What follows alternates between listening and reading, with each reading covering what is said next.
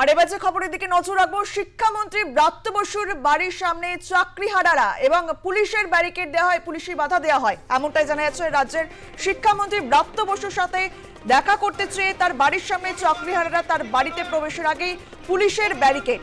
তাদের অভিযোগ, বারবার শিক্ষামন্ত্রীর সঙ্গে সাক্ষাৎ করতে চেয়ে যোগাযোগ করতে না পারায় তারা শিক্ষামন্ত্রীর বাড়ির সামনে এসেছে। পুলিশের সঙ্গে বাক্য বিনিময়ের পর বাড়ির সামনে অবস্থানে চাকরিহারারা, যে ছবি আমরা আপনাদেরকে দেখাচ্ছি, রাজ্যের শিক্ষামন্ত্রী ব্রাত্য বসুর বাড়ির সামনে চাকরিহারারা বসে রয়েছেন তার সঙ্গে দেখা করার জন্য, এবং তার বাড়িতে প্রবেশের আগে পুলিশের ব্যারিকেড। পুলিশের সঙ্গে বাক্য বিনিময়ের পর বাড়ির সামনে অবস্থানে চাকরিহারারা শিক্ষামন্ত্রী ব্রাত্য বসুর বাড়ির সামনে অবস্থানে বসেছেন। তার সঙ্গে দেখা করতে চান, কিন্তু তার সঙ্গে দেখা করতে চাইলেও তারা দেখা করতে পারেননি, আর সেই কারণেই তার বাড়ির সামনে যান চাকরিহারারা। তারপর সেখানে গিয়ে কিন্তু পুলিশ বাধা দেয়, পুলিশের সঙ্গে হয় চাকরিহারাদের বাক্য বিনিময়, তারপরেই তারা অবস্থানে বসেন। এই মুহূর্তে যে ছবি আমরা আপনাদেরকে দেখাচ্ছি, শিক্ষামন্ত্রী ব্রাত্য বসুর বাড়ির সামনে চাকরিহারারা, পুলিশের বাধার মুখে চাকরিহারারা, পুলিশের সঙ্গে একেবারে বাক্য বিনিময় হয়, কিন্তু তারপরে তারা অবস্থানে বসে পড়ে।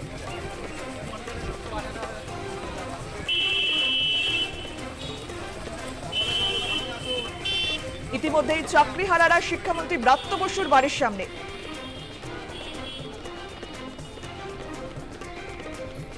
অবস্থান বিক্ষোভে বসেছেন তারা, যে ছবি আমরা আপনাদেরকে দেখাচ্ছি।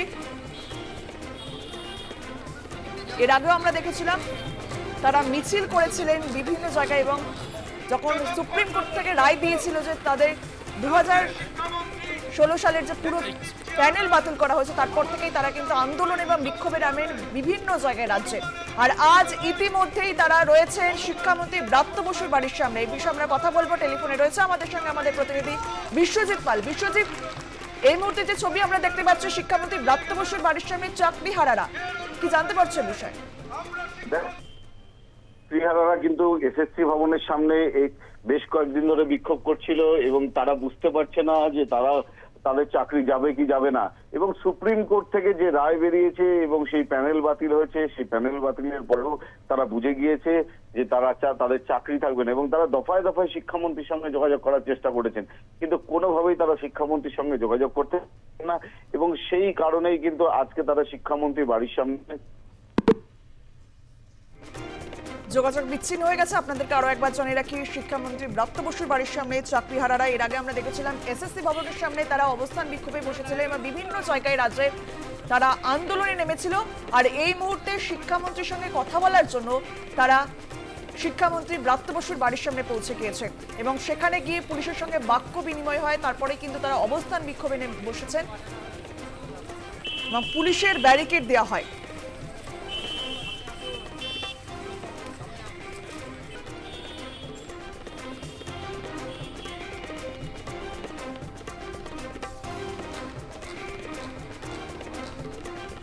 আমরা আবারও যোগাযোগ করতে পেরেছি আমাদের প্রতিনিধি বিশ্বজিৎ পালের সঙ্গে। বিশ্বজিৎ, যেমনটা বলছিলে তুমি, দেখো, তারা শিক্ষামন্ত্রীর সঙ্গে দফায় দফায় কিন্তু জিজ্ঞাসা অর্থাৎ যাওয়ার চেষ্টা করেছেন, কিন্তু একবারের জন্য তারা সফল হননি, এবং শিক্ষামন্ত্রীর সঙ্গে তারা যোগাযোগ করার চেষ্টা করেছিলেন। এবং আজকে তারা কিন্তু শিক্ষামন্ত্রীর যে কালিন্দির বাড়ি রয়েছে, অর্থাৎ লেকটাউন কালিন্দি, এবং সেখানে কিন্তু আগে থেকেই তারা একটা প্ল্যান করে রেখেছিলেন যার শিক্ষামন্ত্রীর সঙ্গে কথা বলার জন্য তার বাড়িতে পৌঁছাবেন।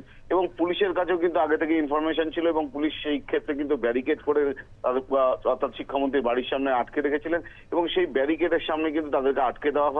এই মুহূর্তে কিন্তু তারা অবস্থান বিক্ষোভে বসেছে, এবং তাদের যেটা দাবি যে তারা শিক্ষামন্ত্রীর সঙ্গে কথা বলতে চান, এবং তাদের যে প্যানেল বাতিল হয়েছে এবং প্যানেল বাতিল হওয়ার পরে তাদের চাকরিটা থাকবে কিনা সেই বিষয়ে কিন্তু শিক্ষামন্ত্রীর সাথে তারা কথা বলতে এসেছেন।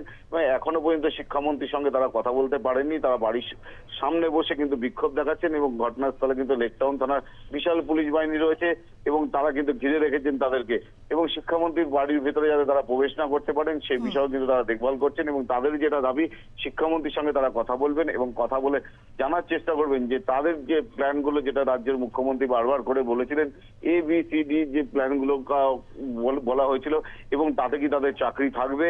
এবং সুপ্রিম কোর্ট বারবার করে যেটা বলেছিলেন যে প্যানেল বাতিল হয়ে গেছে, এবং প্যানেল যদি বাতিল হয়ে যায় তাহলে কি করে চাকরি থাকবে। দাবি করছেন যে সমস্ত অযোগ্য শিক্ষকরা এখনো পর্যন্ত স্কুলে যাচ্ছেন এবং তারা যে খাতা দেখছেন এবং সেই খাতা কি তাহলে তারা যোগ্য আর আমরা কি অযোগ্য, এই নিয়ে কিন্তু তারা বারবার করে শিক্ষামন্ত্রীর কাছে দ্বারস্থ হওয়ার চেষ্টা করছেন এবং শিক্ষামন্ত্রীর বাড়ির সামনে এই মুহূর্তে তারা স্লোগান দিচ্ছেন এবং বিক্ষোভও দেখাচ্ছেন এবং এই বিক্ষোভ তারা করবেন। এবং লেকটাউন থানার পুলিশের পক্ষ থেকে কিন্তু বারবার তাদেরকে বলা হচ্ছে যে এখান থেকে উঠে যেতে এবং শিক্ষামন্ত্রীর বাড়ির সামনে কোনো রকম কোনো আন্দোলন করা যাবে না। এর আগেও আমরা দেখেছি বহু সময় শিক্ষামন্ত্রীর বাড়ির সামনে কিন্তু আন্দোলন হতে, এবং সেই সময় বামেরা কিছুদিন আগে আন্দোলন করেছিলেন এবং তার পাশাপাশি বহু ক্ষেত্রে দেখা গিয়েছে যে যারা চাকরি প্রার্থী তারাও আন্দোলন করেছিলেন এবং এই ক্ষেত্রে কিন্তু যারা চাকরি চলে গিয়েছে যাদের, তারা কিন্তু শিক্ষামন্ত্রীর বাড়ির সামনে এই মুহূর্তে অবস্থান বিক্ষোভ করছে। বেশ, নজর রাখো, ধন্যবাদ তোমায়। স্কুল সার্ভিস কমিশনের যোগ্য তালিকায় জায়গায় না পাওয়া শিক্ষকদের একাংশ এদিন তারা একেবারে শিক্ষামন্ত্রীর বাড়ির সামনে যান শিক্ষামন্ত্রীর সঙ্গে দেখা করার জন্য, কিন্তু পুলিশের সঙ্গে বাক্য বিনিময় হয়, তারপরে কিন্তু তারা অবস্থানে বসে পড়ে। পুলিশ ব্যারিকেড দিয়ে দেয়, অযোগ্যদের যাদের নাম নেই তারাই কিন্তু গিয়েছেন শিক্ষামন্ত্রীর বাড়ির সামনে। স্কুল সার্ভিস কমিশনের যোগ্য তালিকায় জায়গায় না পাওয়া শিক্ষকদের একাংশ তারা শিক্ষামন্ত্রীর বাড়ির সামনে গিয়ে পৌঁছন, মন্ত্রীর সঙ্গে দেখা করতে চান তারা। কিন্তু ব্রাত্য বসু সেই সময় বাড়িতে ছিলেন না, এমনটাই সূত্রের খবর।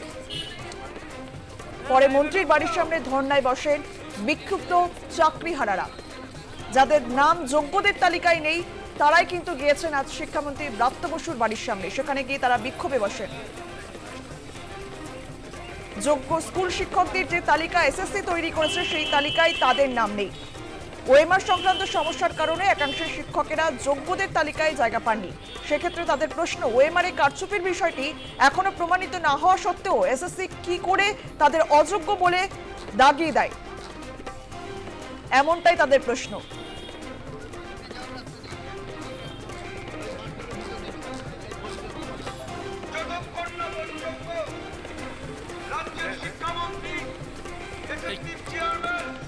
আমাদের সাথে আলোচনায় বসান করবে, অনুমানের ভিত্তিতে নয়।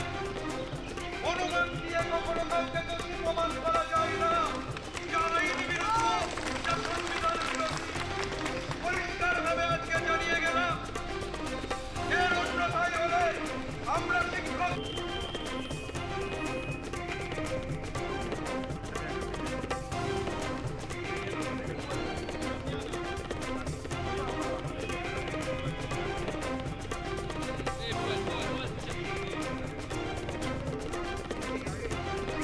আপনাদেরকে যে ছবি আমরা দেখাচ্ছি, ব্রাত্য বসুর বাড়ির সামনে চাকরিহারারা যাদের যোগ্যদের তালিকায় নাম নেই তারাই কিন্তু ইতিমধ্যে পৌঁছে গিয়েছেন শিক্ষামন্ত্রীর বাড়ির সামনে।